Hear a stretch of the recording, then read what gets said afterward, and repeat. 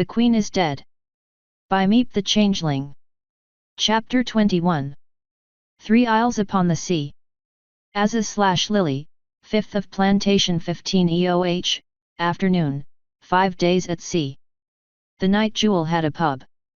Of course it did.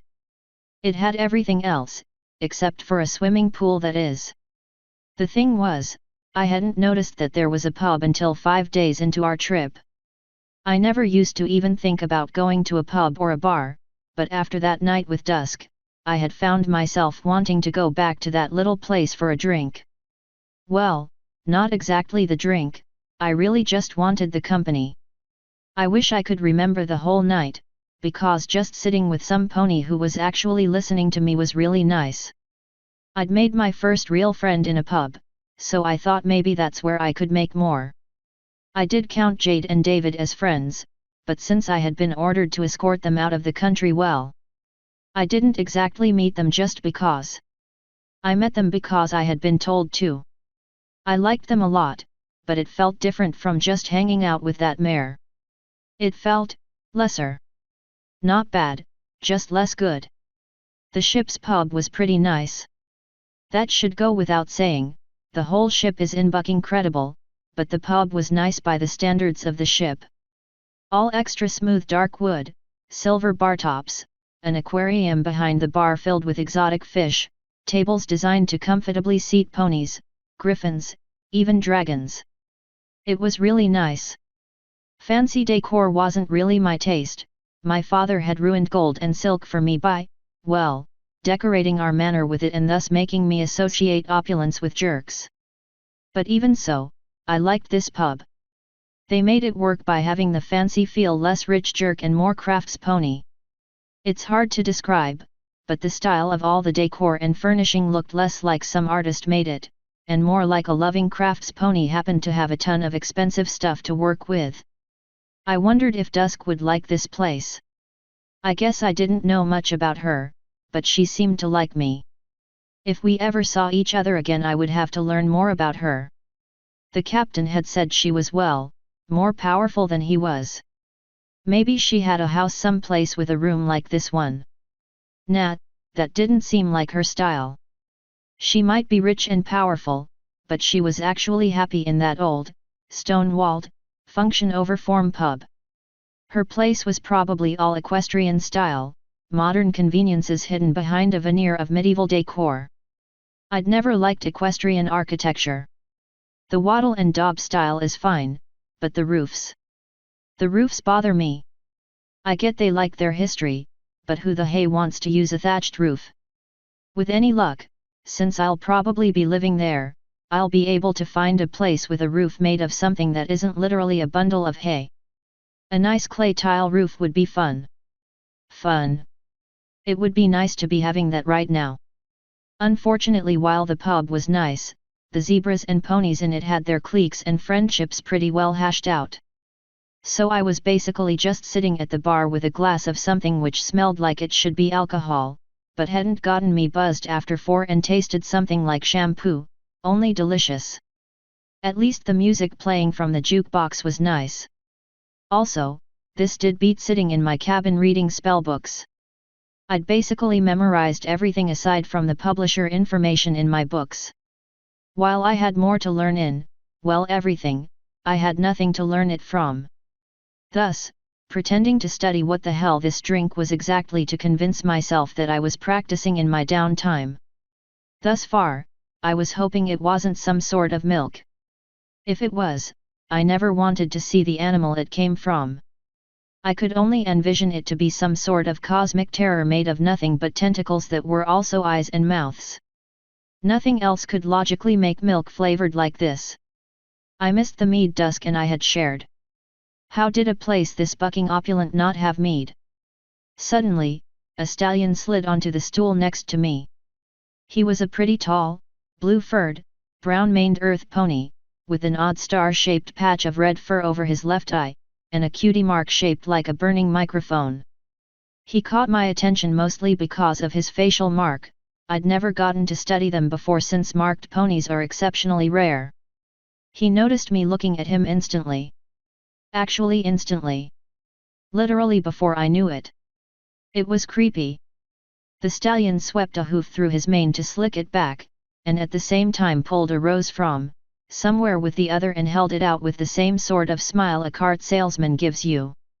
"Why hello there," he greeted, "you're a very attractive young mare. I'd like to ask you out on the hottest of dates. I see that you have a lot of other gentle colt suitors. Allow me to make my case." The hay was he talking about? No pony else was even looking at me. Oh pony feathers! I was being picked up in a bar by this sleazeball. No.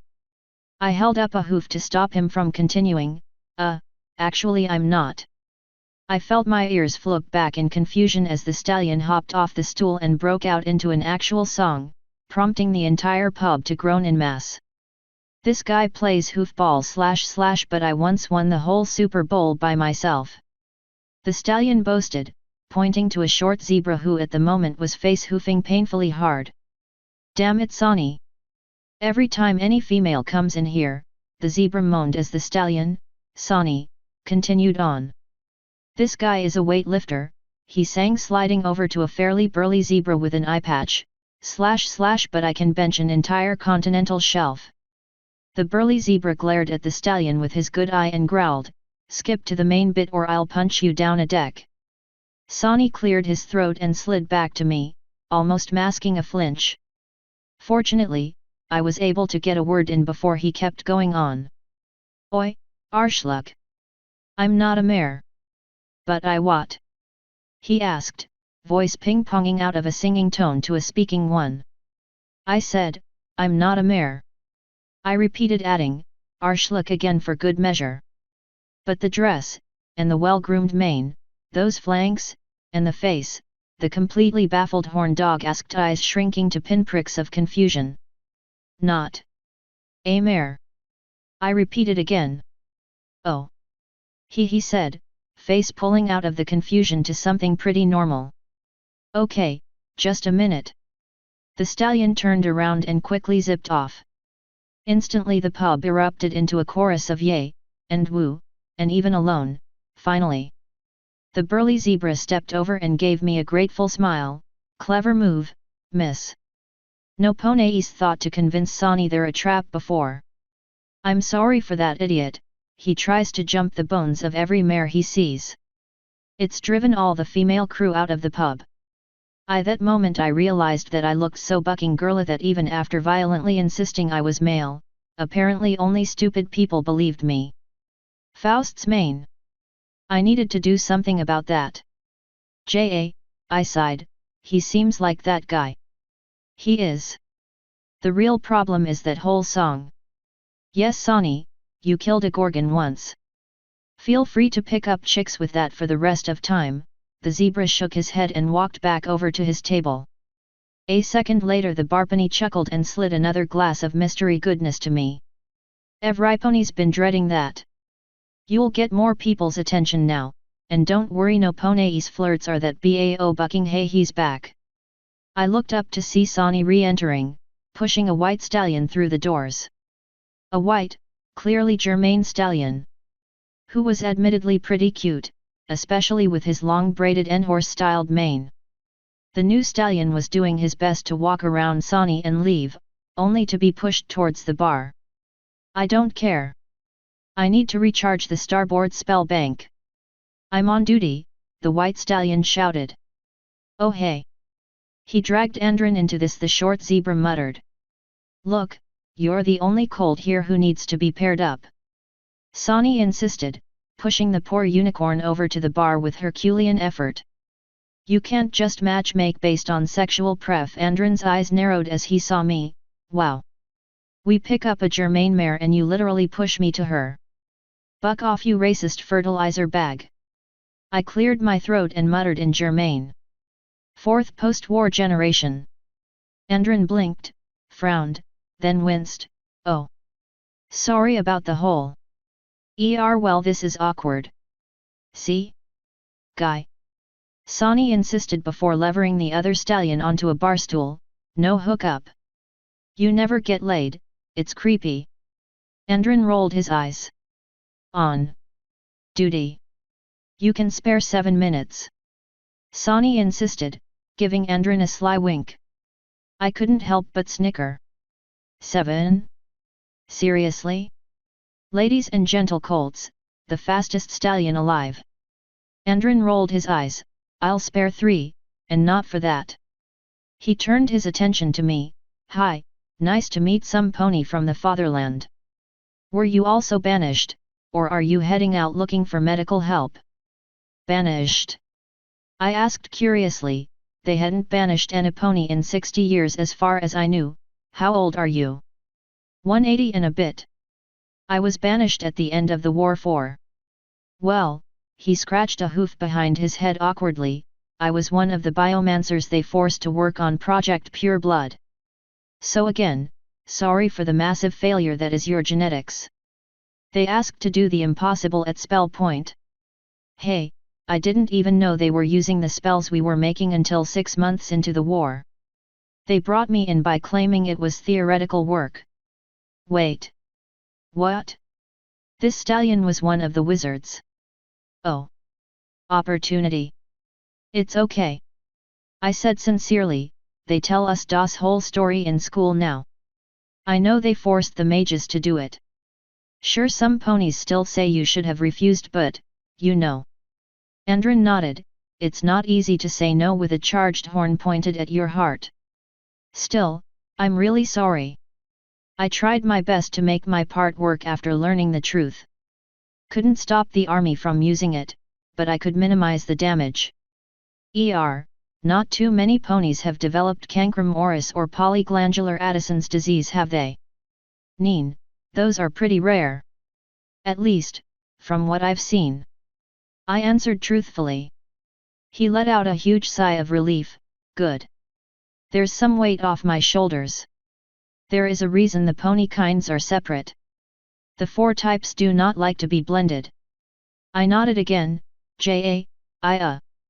I actually learned biomancy myself. It's my talent. I was using it to fix ponies until I had to leave.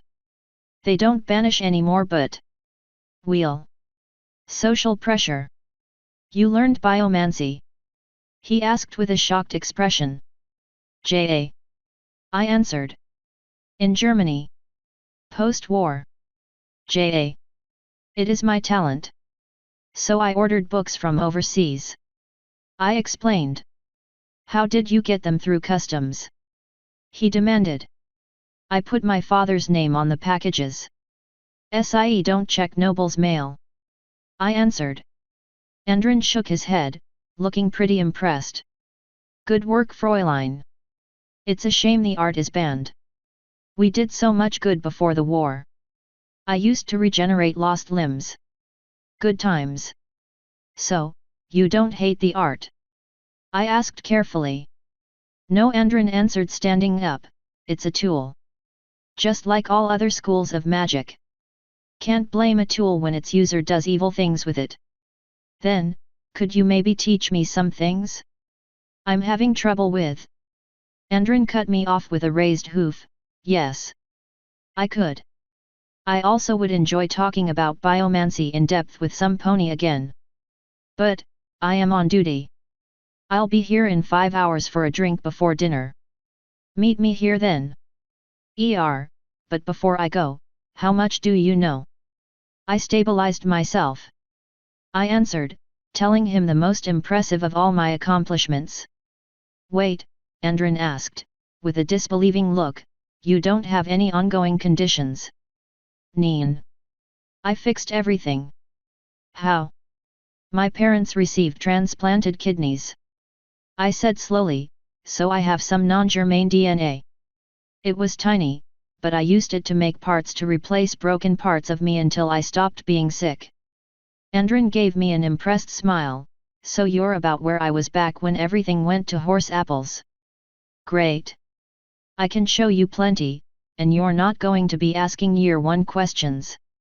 I'll see you later, Lily. I answered.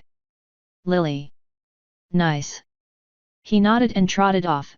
5 hours then, Miss Lily. I watched him leave with a mixed happy and sad feeling. It would be great to finally learn more than what my books could teach me. It sucked that I was only going to learn it because I found some pony who had to become a pirate after the art was outlawed. Ah well, at least I could finally learn a few new tricks. I picked my glass of mystery drink up and took a sip, returning to time passing. As well as resolving to not ask what exactly this stuff was. Because now it had a hint of blueberry in it. David, 8th of Plantation 15 EOH, afternoon, 8 days at sea. To my surprise and joy it turned out that the Night Jewel was less a sailing ship, and more of a steamship. Sort of. A good chunk of the ship ran on what the crew referred to as Magi Tech. Simple machines animated or controlled by simple spells. It was really interesting to learn how the small systems contributed to big things like making the ship's oars move on their own. This must have been what Asa was talking about by behind the times. It makes perfect sense for a species which can use magic to develop it for practical purposes. This sort of magic could be used and repaired by non-mages, sort of like an easy mode to engineering. I don't know why I didn't consider this as a possibility before. The Magi Tech systems were fun to work on. Equestria had similar technology. I was figuring on getting into this sort of work as a career. According to a few crewmen, the Night Jewel was an old ship, so she needed a lot of repairs, meaning I got to get enough experience working on her to decide I liked it. While a large chunk of the crew wanted nothing to do with me, the ship's engineers were overjoyed to learn what hands can do. Especially when it meant they didn't have to fix the bilge pump. I had assumed this was just something that broke a lot and thus frustrated the hell out of everyone when it broke again. I was wrong. The reason was far more simple. I simply didn't know what a bilge pump was. It's the pump used to get rid of any water that gets to the bottom of a ship so the ship won't fill with water. The water can come from leaks in the hull, rain, or any other water that spills down onto the decks. This means the water usually picks up oils, dirt, grime, chemicals, and all sorts of crap. So it smells like rotting Taco Bell shits in a frat house. When the pump fails, like it had now, there would be standing pools of gross in the bilge.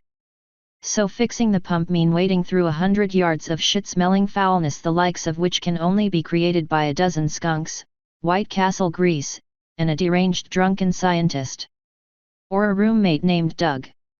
Christ, I grumbled as I looked up into the innards of the pump. That's not my name. Glowing Forge muttered angrily. Bat ponies were a new thing for me. While I had to admit that they were fucking adorable, they didn't seem to understand using names as curses. Or at least this pinkish grey mare didn't. Just pass me a pipe wrench. The Archimedes screw's jammed up, gonna have to take it out. I replied with a sigh as I held out a hand. Here, she said as I felt the tool press into my hand. The hay is an Archimedes screw. I started to unbolt the case from around the screw before grunting an answer, the big screw here, with the wide threads, which does the actual work of moving the water up. Oh. We have a different name for that, she replied, shuffling some tools around. Figured you would. I grunted again. It was hard to have a dog's nose and be down here. Especially when I pried the cover off and found the entire interior was gummed up with what looked to be rancid fat. Oh fucking hell! I shouted, trying not to puke and add to the smell. Ew! The hell is that? Glowing moaned. If I didn't know better, rotting bacon grease. I informed. Pass me a rag, I'll need to pull it out. How the buck did that get in here? We don't have a crematorium, or even pigs. Glowing said, gagging a little as she set a rag into my hand. Wait, how do you know what that smells like? I'm an omnivore and pigs are delicious. I explained. I also have had many roommates who wouldn't clean up after cooking. I could feel Glowing being uncomfortable with that as I started to scrape the rancid fat end. Tar? The fuck? I mean. I understand Pegasi eating fish. They're fish. But pigs, I mean, those are really close to ponies. Glowing said, presumably in a roundabout way to try and learn if I had ever eaten a pony. If I wasn't focusing 100% on now throwing up from the scent and feel of the lard rot tarball I was pulling out of this mess, I probably wouldn't have instantly replied. Like hell it is. Pork is nothing like horse. Horse is horrible. Bitter, stringy, tough. It's like trying to eat a slab of beef jerky an inch thick that tastes like this shit smells. W what? Glowing eeped. Oh. Right. Trying to appear civilized? Lie time, don't say your grandmother butchered her horses when they died. A friend of mine had some really weird funeral rites. It was a culturally appropriate thing to do. I do however regret it because you guys taste incredibly bad. Oh.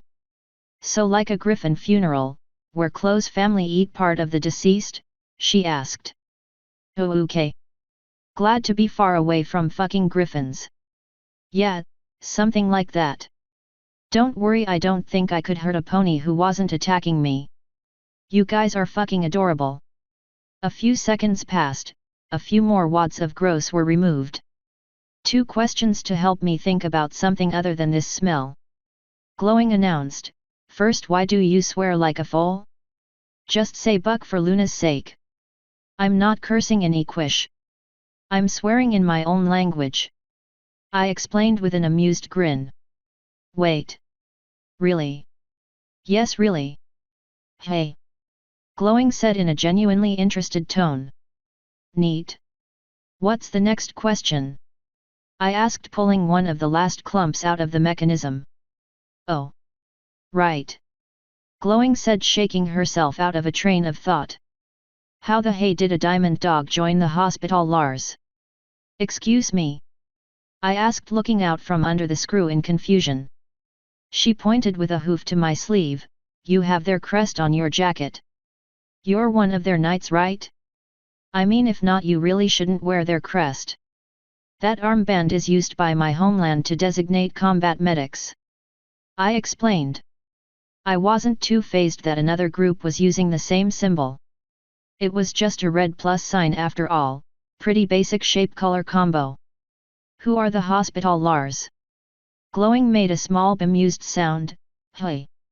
If I get the wording right, a combat medic means you're a soldier and a doctor at once, right? Yeah. I answered, getting the last of the rotting crap out of the pump and starting to wipe the mechanism down. Well, the hospital Lars are pretty close to that. They're an equestrian knight order who responds to monster attacks. Except for Ponyville, of course. It's got its own safety measures and stuff. Whoa, wait, back up. I said, tossing a hand up to stop her. Did you say Ponyville? Yeah. I grew up there. Glowing commented. Why? That is the literal dumbest name I have ever heard of. It literally means small horse town, and it's a town populated by ponies. Who the fuck named it that? I demanded, actually a little upset by the name. Glowing giggled. Oh boy, you are going to hate how equestrians name cities. Hee.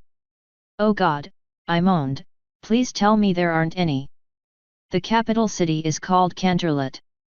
Glowing informed smugly. I think that pun actually hurt me. That or the smell was that of a toxic gas. Maybe both. No comment. I quickly bolted the cover back onto the screw, and Glowing gave it a thump. Apparently bat ponies were able to channel magic through their hooves. Nothing like a unicorn and their horn, but a good thump could get magic already present in things flowing. The pump hummed to life. I gave it a satisfied nod. Good. We can finally get the hell out of this smell hole. So there's a city in Equestria called Cloudsdale, Glowing started. It's built in the clouds, isn't it? I sighed. Glowing said, flashing me a grin that made her bright orange eyes twinkle. I shook my head, trying to let the irrational anger wash over me, and failing. I swear if there is a city made of crystals called. Glowing put a hoof on my shoulder gently. SHHH. There is, it's called the Crystal Empire, but SHHH. It's okay. Not every place is given a bad pun name. I have to know, Why? I begged. It's just a thing. I'm sure your species has just a thing it does. Glowing commented. Anyways, we should probably file a report. About that gunk I mean. I don't even know how it got on the ship in the first place. Actually that's a great point. I said, thankful for the distraction from the prior topic.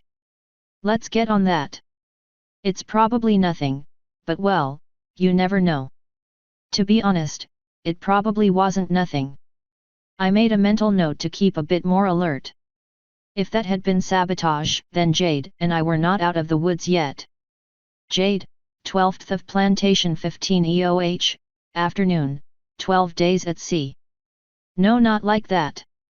Pinion feathers at 3 degrees, not 5. Lightstride groaned, rubbing her face with a hoof. Didn't your mom teach you how to fly? I gave her a short blush, not with Pegasi wings. Oh. Right, the cosmic latte and turquoise mare gave me back an embarrassed grin as she hovered in front of me. In that case, is flying with bug wings that different? I had to give her another embarrassed blush, yes. I just kinda buzz, tilt, and go. Yikes, Light bit her lip for a moment. Okay, watch me one more time.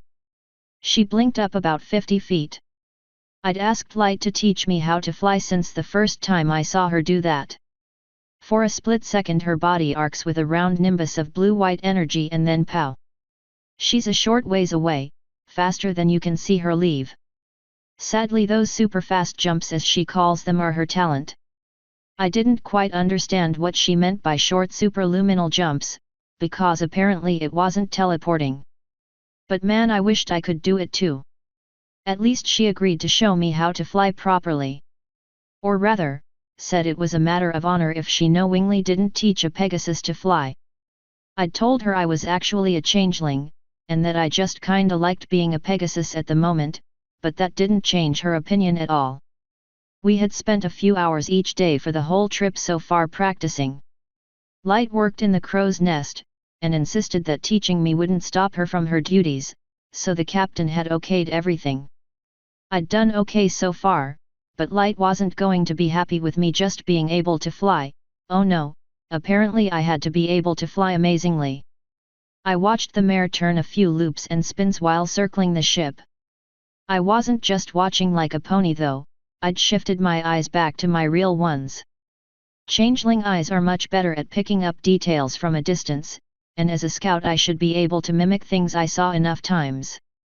I blinked, and suddenly Light was inches in front of me, a second before the whoom sound of her arriving.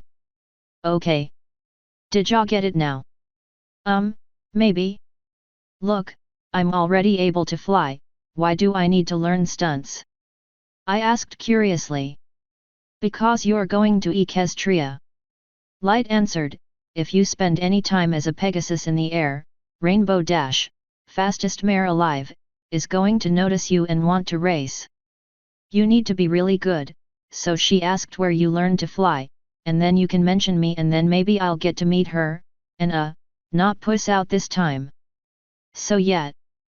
Back to learning how to conserve speed while performing loops and rolls. I raised an eyebrow, was that a crush I tasted? I don't know, that seems really implausible. It's a big country, right? I'm not going to run into any given pony. Yeah, you will. Light said, rolling her eyes. You're the last of your hive, right? So you'll need to seek asylum. So you'll have to go to a princess, and it's gonna be Twilight because the other princesses made diplomacy her job, and Dash is her best friend, so you'll meet her at some point. How do you even know that? I asked with a confused expression. Gah! Put your eyes back, that looks really creepy. Light exclaimed, wincing at my expression. I quickly shifted my eyes back to green Pegasus ones. Sorry. As for your answer, she looked around for a few moments then coughed, stalking. Stalking? I asked curiously. I'm not good at approaching ponies I like, okay? Those are normal ponies too, not Rainbow Mother bucking Dash. She broke the freaking sound barrier like a total bad flank. As a filly. Without trying. I can't top that. Not with my little mile max hops. So I stalked her, since we were in the Wonderbolts Academy. But I arranged a date once I felt I knew enough to not buck it up, panicked at the last moment and ran off. I wound up joining this crew actually. So yeah, less about my overreactions and more flying. Light said urgently. So I had tasted a crush. Aha! It was delicious. Also energizing. Sure, let's go. I said, flapping to move up a little. Light zipped ahead of me, and started to lead me on the same course of non-existent obstacles. I was almost able to keep up with her this time. But she still was staying a few body lengths ahead of me. Maybe 3 or... Wait, what was that? A small trickle of water was running down the side of the ship. That was odd. If you put a hole in a boat, wasn't water supposed to flow into the ship, not out? What's the hold up? Tired? Lighting asked, zipping over. No, I said, shaking my head. What's with the water pouring out there? Oh, that's probably just someone dumping the Suo buck. That's the freshwater tank. Light vanished in a nimbus of energy. A half second later the flow of water stopped. Another half second and she was back, grabbing me by the shoulder. We got to go to the captain now. Someone dumped almost all of the water. We can't just make more fresh water? I asked in confusion. Not since we marooned our transmuter last month for attempted murder. Light groaned. Also. Emergency time?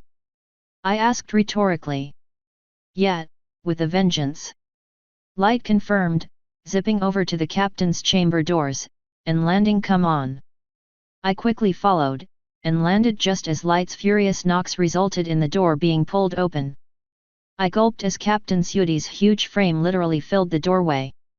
I knew he was a nice-ish guy, but still, his looming frame of imposement was, well, imposing.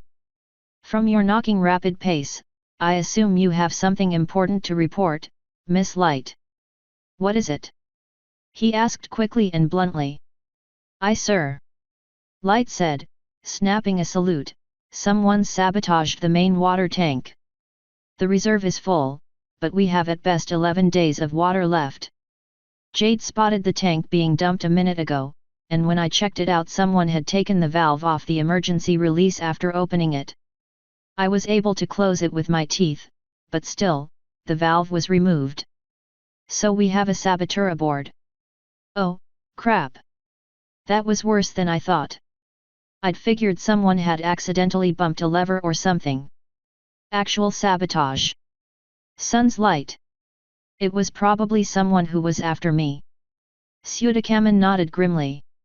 Then David and Glow were right about the bilge pump. Someone wants to force us to go ashore. I gulped. It's probably someone after me. So you can put us off the ship if you really. Out of the question, Miss Jade, the captain said with a dismissive hoof wave. I never go back on my word when I can help it. Miss Light, you said there was 11 days of water left. Aye, sir. Not quite enough to reach Zebrica, she said, ears drooping. Yes, about 5 days short. We have too many crewmen at the time to ration more than an extra 2 days. My fleet is too far away to resupply us in time. We'll have to stop at Crookshank, he said decisively. Are you sure, sir? Light asked timidly. Yes. Whomever our saboteur is, they will be aware of our position, and thus know that Crookshank Isle is the only fresh water source within range. However, as we cannot make more water ourselves, we have little choice. We simply will have to be extra cautious and ready for the inevitable attack, he answered briskly. Miss Light, Miss Jade, establish a round-the-clock guard on our food and water supplies. I will be organizing a deck-by-deck sweep for our saboteur. Aye, sir. Light said, snapping a salute. The captain's door closed. I could feel my heart's race in panic. I'm not ever going to be safe. Light giggled, PFF. You're safer than any bug I know. You got a whole freaking pirate crew ready to stomp a mudhole in any jerk about to attack you. Besides, this is probably the Stallion Grad King's attempt to force us to stop embarrassing him each year. It happened every other time or so. Really? I asked nervously. Totally. Hasn't been able to do anything to us yet though. Don't worry. She soothed. Now follow me, we got to get that guard established. I nodded and followed her as she trotted off down the pyramid's stairs. So, you're sure it's not a trap? Oh no, it's a trap. Just not for you in all likelihood. I mean, who even knew you got on board? She asked. Hey. True. I mused thoughtfully. Now come on, get guards set up, get lunch, and then more flying. Light said, rattling off each event like she was scheduling the whole. Oh. She actually was scheduling the whole day. We can still practice with all this going on? I asked in concern. Hey, if we stop everything because fear the badges win. We just put up the precautions, then go back to training you for my benefit. And also your benefit. That was a good point. I couldn't help but reflect it. Light was completely right. If I just let fear rule me, then my enemies did win. I decided I would try my best to be braver in the future. I was going to be a queen one day after all. Noling likes a scaredy cat for their queen. I would be better than that. I would make a home everyling could feel safe in. As soon as I figured out how to feel safe myself. Fortunately, I seemed to have a good teacher for that. Thanks, Light. I said. No problem. She replied. I know how much fear can cost you. Now, what are we gonna do? Set up guards, get lunch, then train more. I replied quickly. Damn right. I'm thinking a daisy sandwich. As for you, hey, do you guys even have food stuff? Light asked. I giggled, just keep thinking about Dash, that's delicious. Light turned a bright red, and remained like that for about an hour. I decided it would be mean to tell her that her reaction was also tasty.